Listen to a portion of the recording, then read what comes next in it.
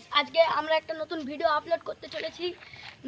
ভিডিওটা হচ্ছে গিয়ে আমাদের পাড়ায় একটা নতুন বন জঙ্গল একটা জায়গা আছে, সেই জায়গাটায় অনেক ভূতের উৎপাত হয়েছিল এবং অনেক পাড়ার কাকুরা কাকিমারা বলেছিল যে তোরা ভিডিও বানাচ্ছিস তো তোরা গাইসদেরকে এগুলো দেখা।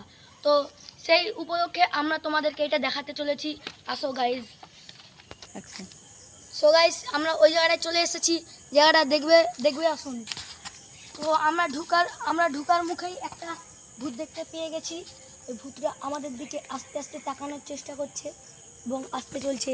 ভূতটাকে ওই দেখো, ভূতটা আমাদের দিকে আসতে চলেছে। গাইস, তোমরা কেউ ভয় পাবে না, আমাদের ভিডিওটা লাইক অ্যান্ড সাবস্ক্রাইব করে দিবে।